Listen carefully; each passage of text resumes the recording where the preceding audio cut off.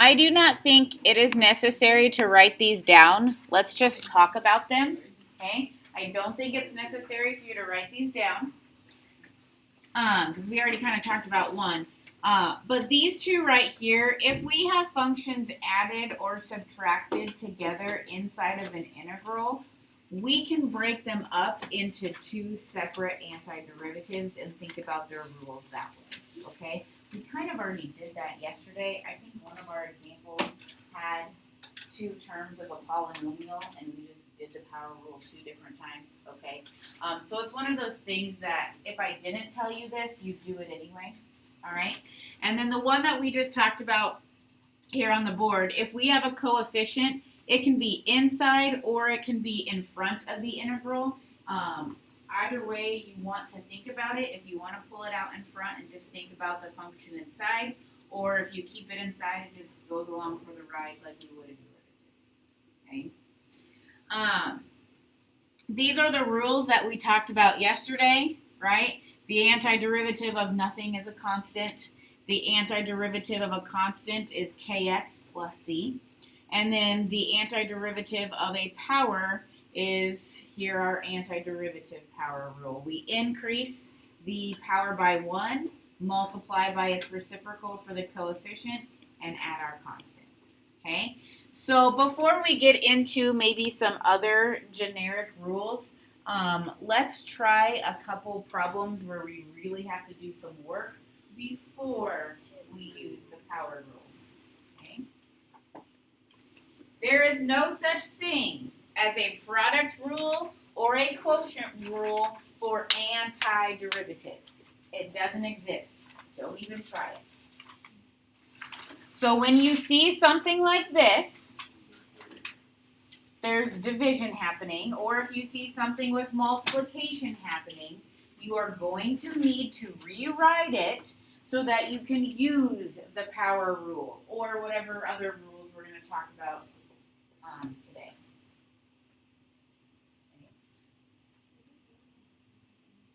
How do we rewrite something like this?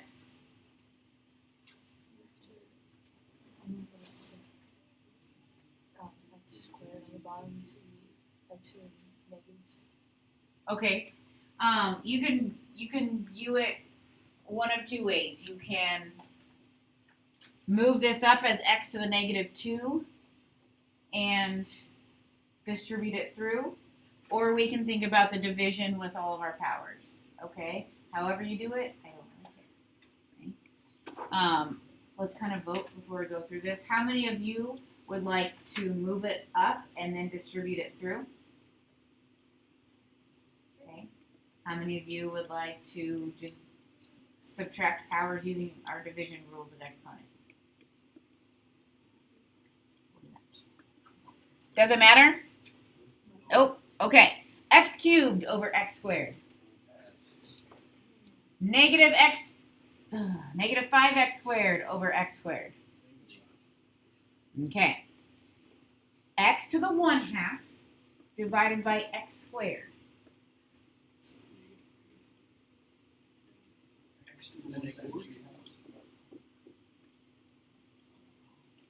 Right?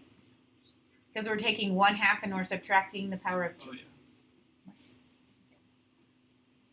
Minus 7 over x squared. We know we're going to have to write like this.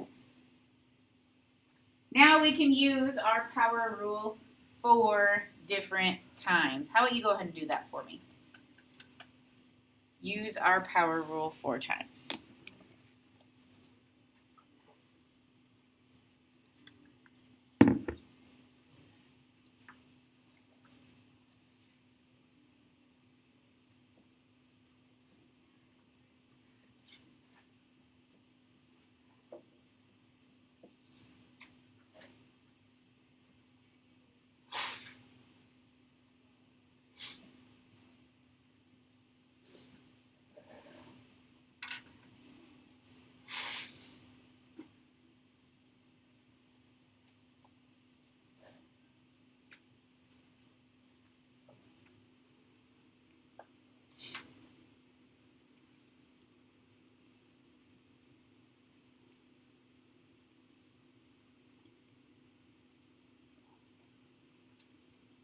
Check it with a peer real quick.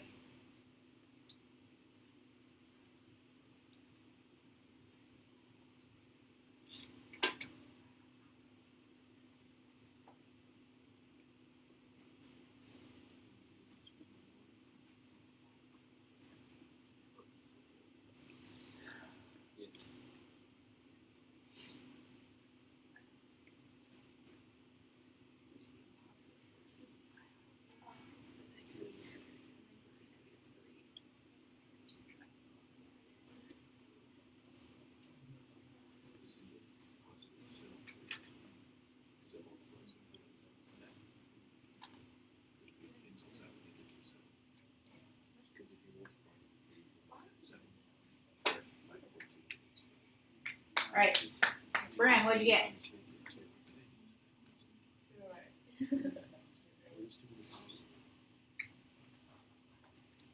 When we go to Calculus the Musical, there's an entire song about the power rule. When is that? In April. 1/2 x squared plus c minus 2x is negative 1/2 plus 7x. Okay. You said plus C plus what? Negative 2x.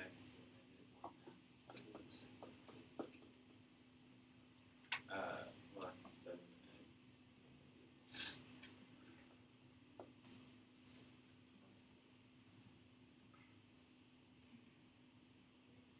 And that's it? Yeah. Okay. What is the derivative of C?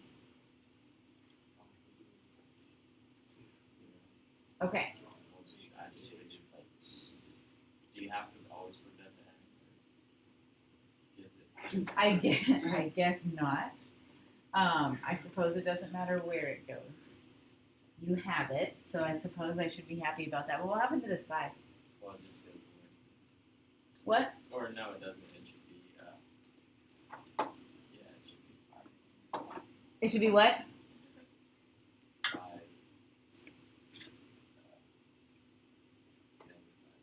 Okay. So is it okay if I put this plus C over here? Yeah. I suppose, yes, it would not matter where the plus C is, but it would be easier for my eyes as I'm grading to see the plus C at the end.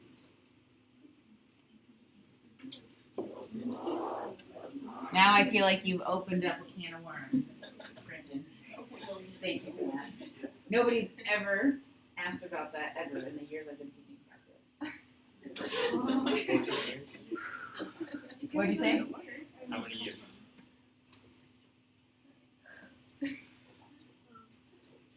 You guys are my 7th class.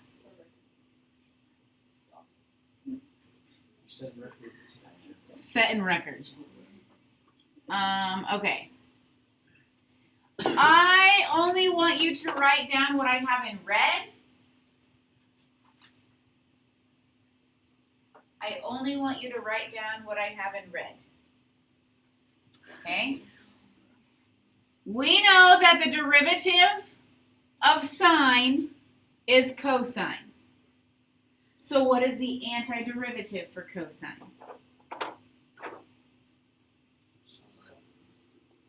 Sine of x plus c. And this is something that you talked about yesterday in your activity, right? You're only writing down what's in red. What's in black is not necessary. It's just to get us thinking. Okay. I think we also talked about this next one. We know that the derivative of cosine is negative sine. So if we have the antiderivative of sine of x, we would need negative cosine of x. I think that was brain 1 and brain 2's discussion yesterday.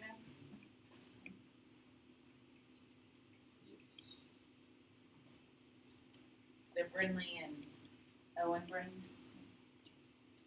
All right, so let's talk about the other ones. We know that the derivative of tangent is secant squared. So if you see the antiderivative of secant squared, we need to think backwards and go to tangent of x.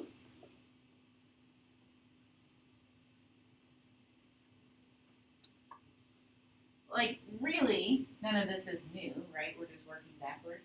Okay. We know that the derivative of secant is secant x tangent x. So if you see the antiderivative of secant x tangent x, we know that that would be secant x plus c.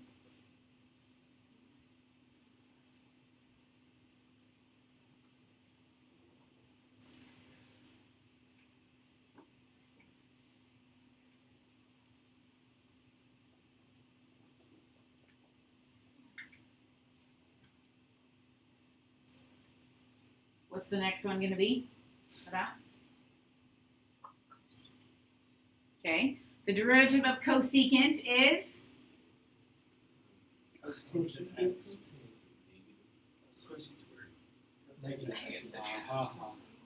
negative cosecant cotangent. So if we see the antiderivative of cosecant x cotangent x, we know it would be negative cosecant of x. We have to account for that negative in there.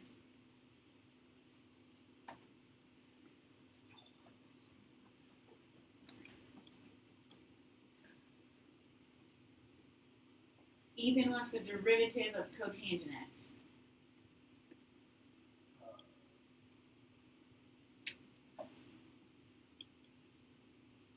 Cotangent.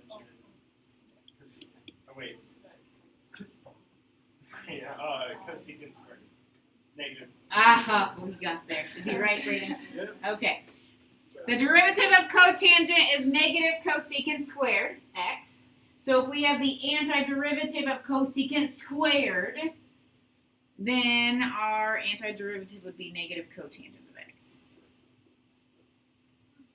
Okay? If you see a cosecant of x in your antiderivative or a secant of x in your antiderivative, that's not good. We don't know those right now. Okay? It's actually not something you'll ever really do in this class or in Calc 2. But we need these special derivatives inside of our integral so we can work backwards. Okay?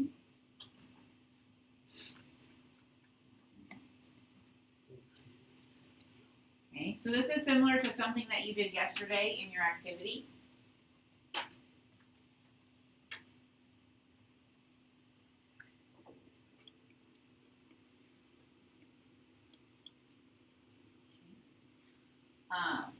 When we are finished with our lesson, we will go over our tests. Okay, I know some of you are kind of wondering. All right, what is the antiderivative for just cosine in general?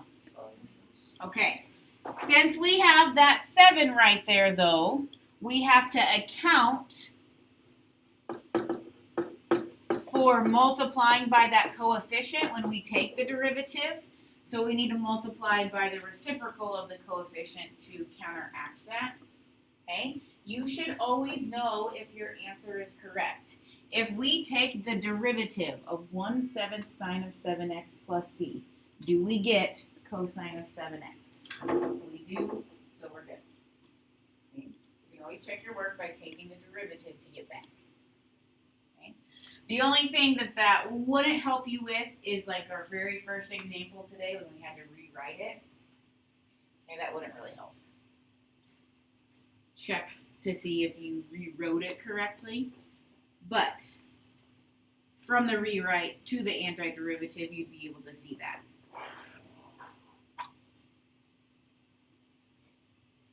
Write this one down. Instead of x's, there are thetas, but notice how there's a d theta. So I'm asking you to take the antiderivative with respect to theta.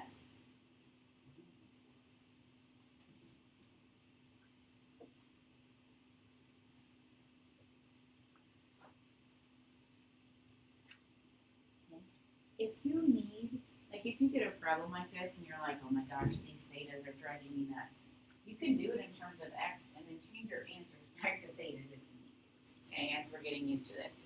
Now, what rule do we need to use here? What did you say? The power rule? Okay. So we're going to increase our power, multiply by the reciprocal. The antiderivative for sine is a negative cosine. So this would become plus cosine theta. The antiderivative for cosecant squared is a negative cotangent. So this would become plus 1/3 cotangent of 3 theta. Plus c.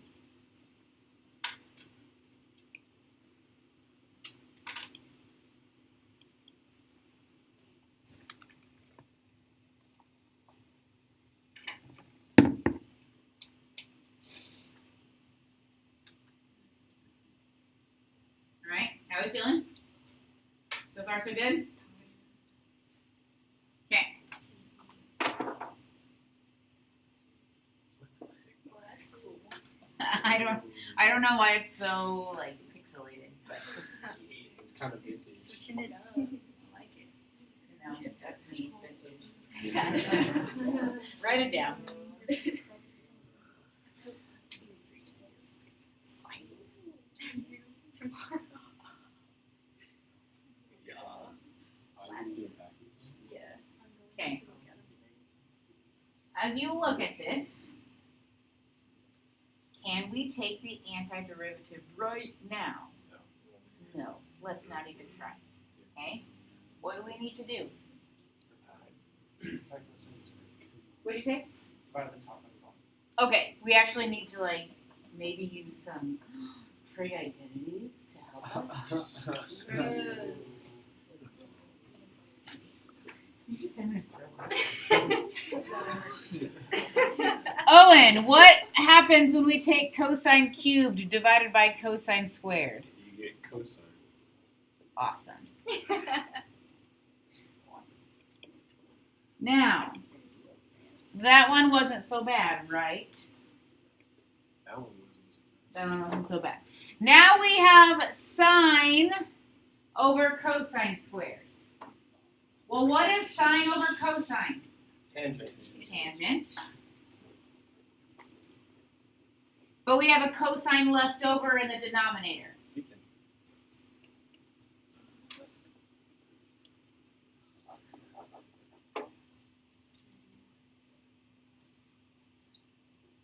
Well, that worked out nice, didn't it? Beautiful, he says. Oh, It was beautiful. secant and The antiderivative for cosine. Easy, what is it? sine. Mm-hmm. We'll do our plus c at the end. Okay. Should put Our plus in. antiderivative for secant v tangent v. Kinley, what is that? Secant tangent.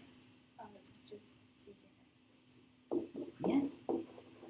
So since we're using v's, I'll say secant v. Plus c.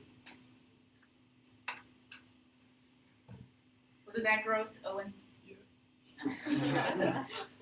Should have just known. All right, are you ready for the easiest one of them all? Yeah. What was the easiest derivative of them all? 2. Like function. 0 is pretty easy. 0. Okay, besides constants. 2. 2. Easiest. Rule. Oh, yo, I forgot about that one. What's the antiderivative for e to the x? Yes. Wow. Why lie? Plus C. Ah. Oh. C. Yeah. Got it, got it. Say the no interchange. Thank you. You're all going. I'm on top of it today. This is so.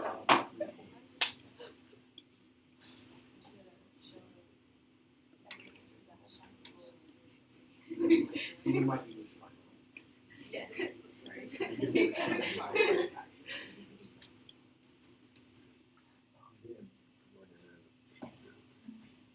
Honestly, this math book is probably Oh man, we got a long ways to go. that's what you get when you have 2.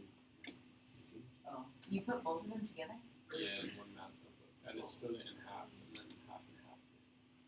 probably gonna need a new notebook next semester. Yeah. All right.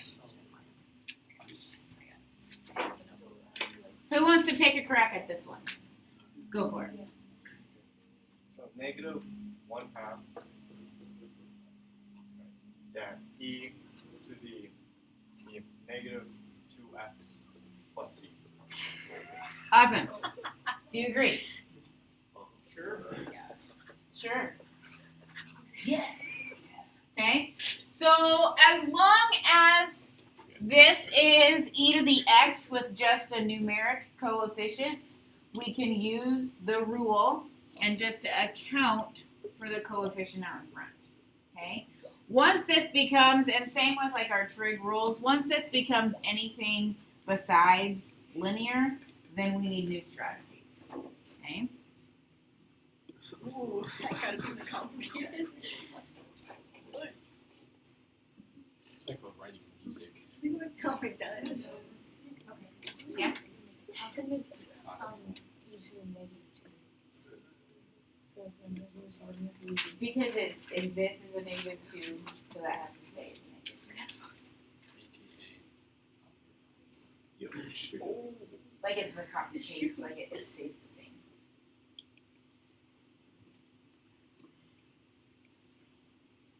Can we take the antiderivative right now as is?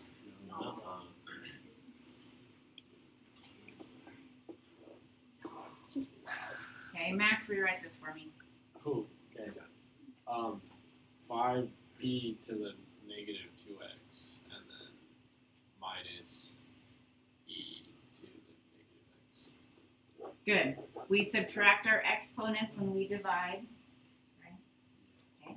So our antiderivative becomes negative 5/2 e to the negative 2x plus e to the negative x plus c.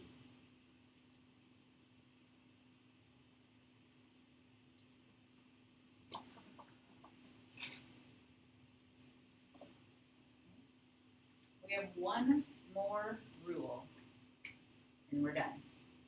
With notes for the decade. Did I just blow your mind? Yeah. It's like that thing when people are like, what are you going to be doing next year? It's like, I don't have 2020 vision. Oh, I haven't heard that one. You haven't? Okay, if we tried to use the power rule with x to the negative 1, what would happen? You would get x to the 0. That doesn't make sense, right? But what function, when we take the derivative of it, gives us 1 over x? Or 1.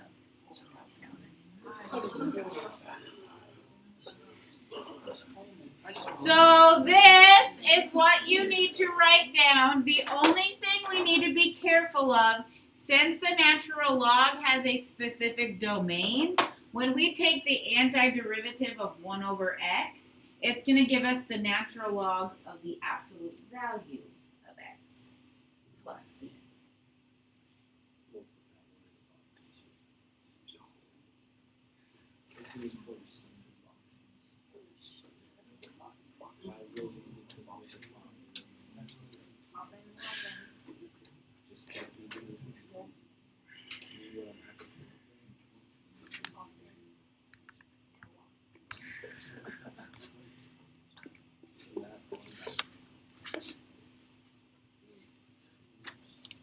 Just fist bump cool. We'll make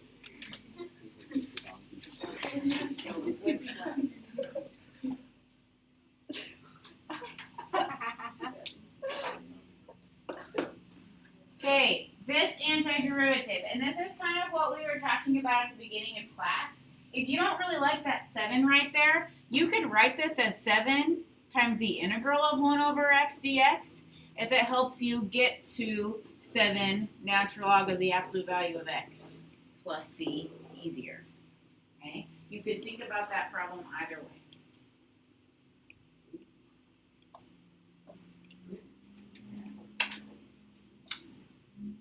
like absolute values.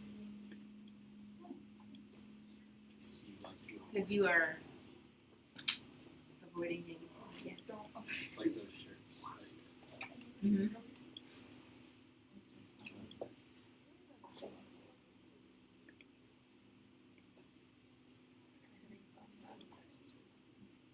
Okay. Similar to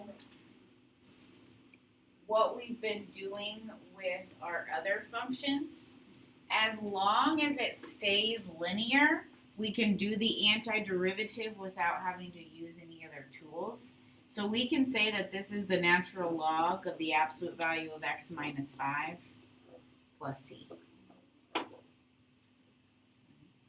Now, if that's 1 over x squared minus 5, that's no longer the case, but we can at least do it with that.